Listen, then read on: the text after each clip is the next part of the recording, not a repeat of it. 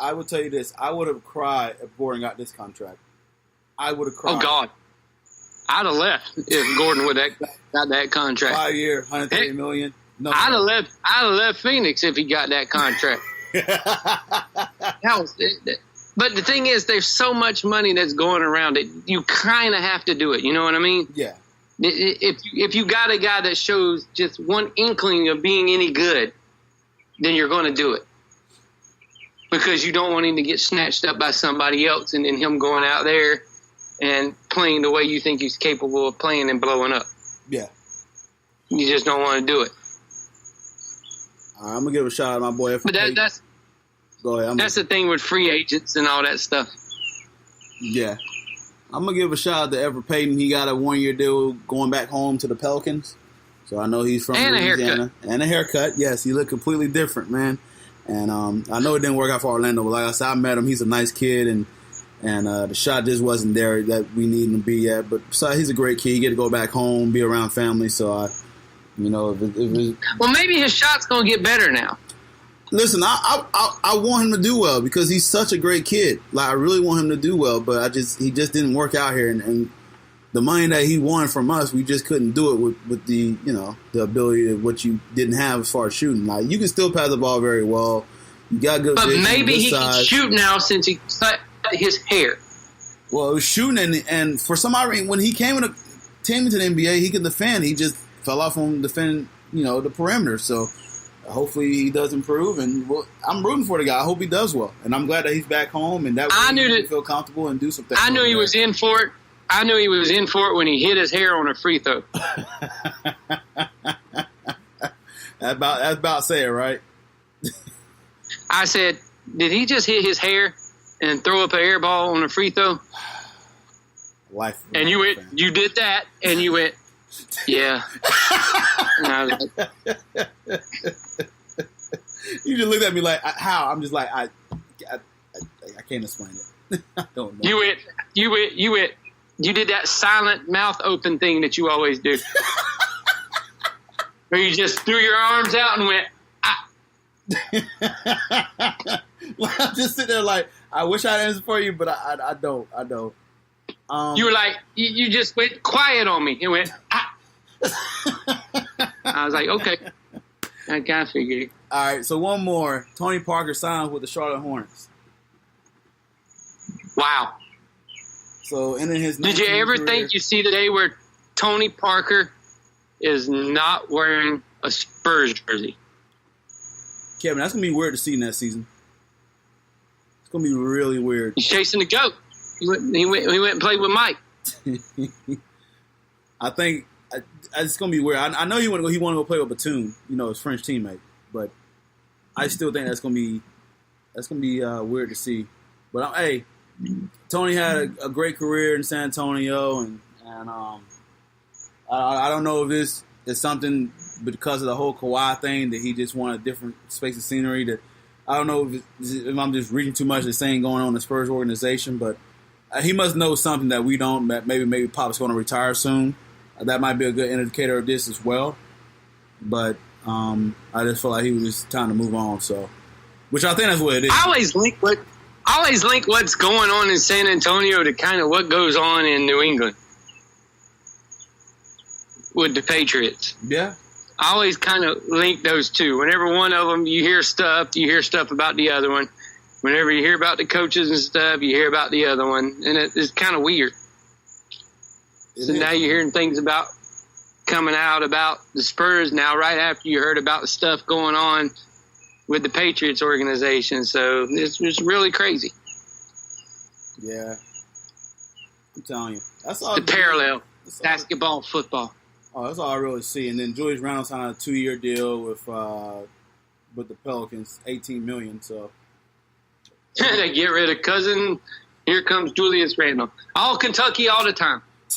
Gonna say today. So all Kentucky. They need now. They need Malik Monk and which some other guys. That they got, he was like, oh man, I gotta get his number right away. When they got Tony Parker, he's like, I want to learn so much from him, all that. That's what it's all about, man. You just want to learn from your veteran heads. And yeah, that's good. That's good though, because Tony's a good guy and a good guy to learn off of. And if you want to learn some sneaky tactics and stuff like that, you can learn them from Tony. Yeah. Tony will teach all the tricks of the trade because he knows about all of them. Yeah, I would say a joke with Tony Parker, but I won't go there. But but yes, Kevin know where I'm going. So he's also a sharpshooter in many other ways. But I'm sure Brent Berry knows about that. But it's okay. Okay, no. Besides that, Tony Parker. But of all the remaining persons you thought would be the last one remaining in San Antonio, it's Baldy. Talking about Manu? Yeah, Baldy. He's the last person remaining from the great San Antonio teams. I thought he would have been retired, honestly. But he, like you said, he's still around, man. So I'm thinking this guy. He's waiting until all of his hair falls out. Then he's going to retire. I think Manu. So I think he only has like one more year because that bald spot's getting real big. I think Manu think this is soccer where they can play till like they're 45. Which you probably can, don't get me wrong, but yeah. Speaking of soccer, I'm just kidding. I don't want to even get started with Kevin on that. Let's not talk about soccer. Even though I did watch the ending of one of the games, it was pretty cool. What? What? The Croatia and Russian game I watched at work. The ending of that. So. Oh. He's like, yeah. Yeah. Okay. So we'll end it there. Anything else you want to add before we...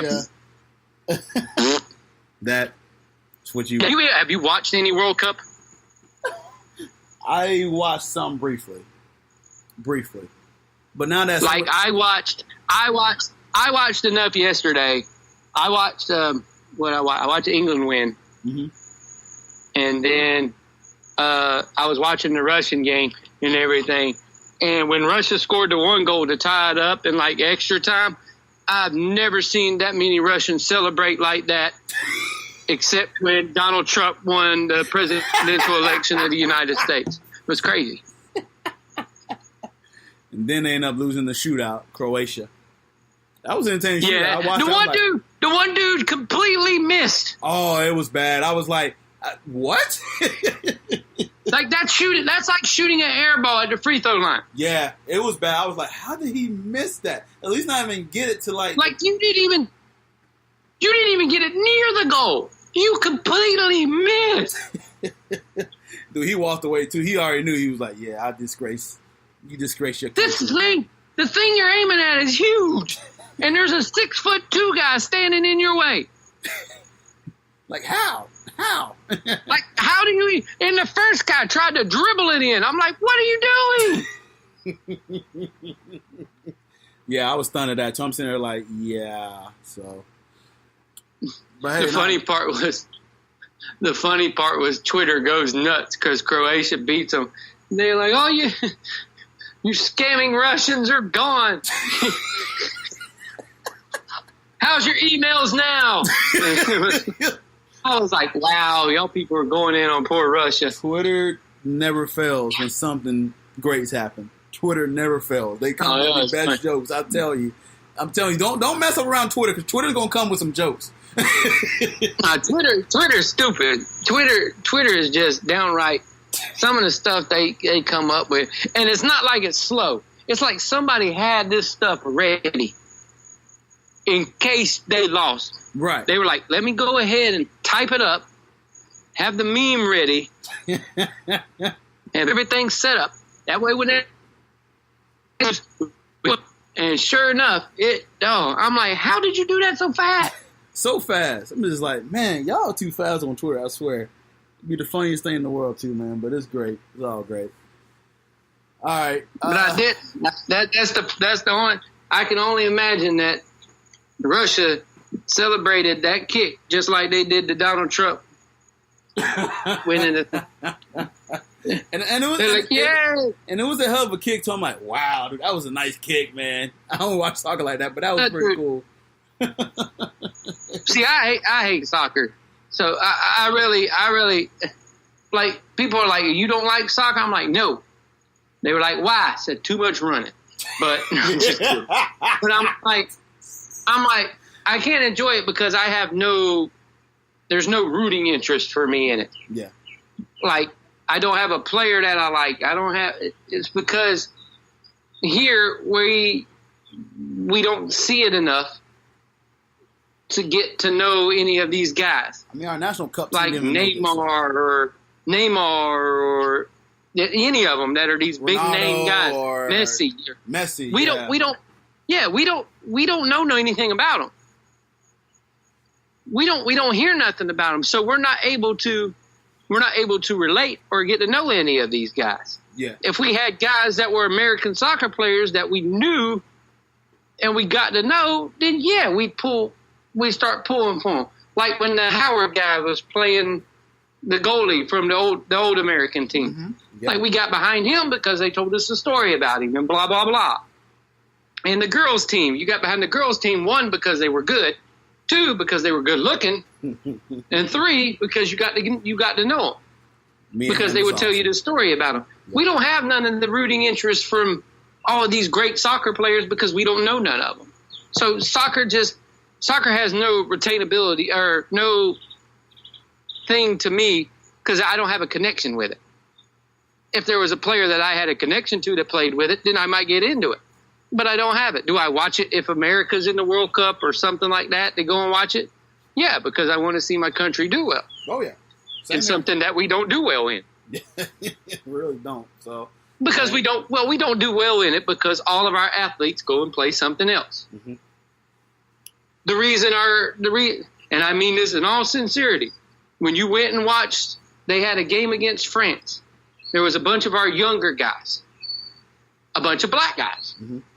They were a bunch of fast, quick Spanish and black guys that were playing for America. It's a lot better than having a bunch of slow old white guys playing for America. Now the game is starting to evolve where we're getting athletes playing soccer. Yep. If we get more athletes invested into wanting to play soccer, then we'll start doing well. But all of our athletes want to go and play football, baseball, and basketball. Why? Because there's money involved in it. Soccer doesn't have the money that all these other sports have in America. If we start getting the money rolling into America and going towards soccer, we'll have more and more people playing soccer. But until that day comes, we're just going to have soccer as a hobby sport. Then every 4 years, if we can make it into the World Cup, then we'll enjoy soccer. But until it becomes to where we have continuous good American soccer players, there's not going to be that type of interest in America. And even some of the good American players go over to the Champions League where it makes tons of money over there. But we, like I said, exactly, because we don't have no money in we don't have no money in America for it. So we got Major League all Soccer. All of our money's in the bigger sports. Right. And we got Major League Soccer. Don't get me wrong. I'm kind of like picking up because Orlando's got a team, but like I'm not. But most of their guys are not even.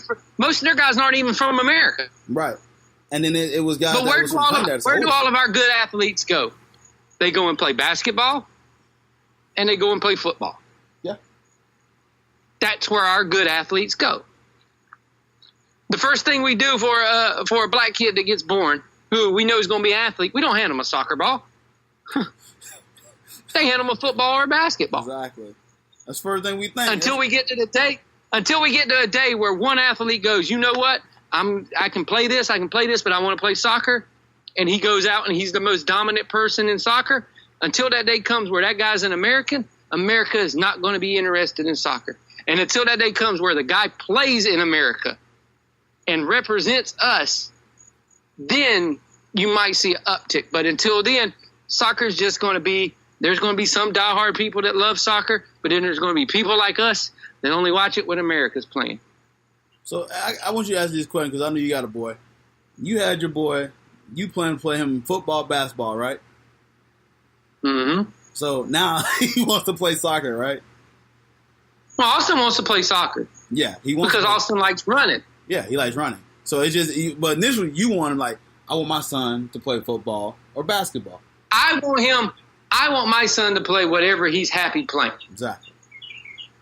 Whatever he wants to do, he can go and do. Do I see how his body build is going to be when he grows up, and do I know what he'll be really good at? Maybe. Because I've already seen him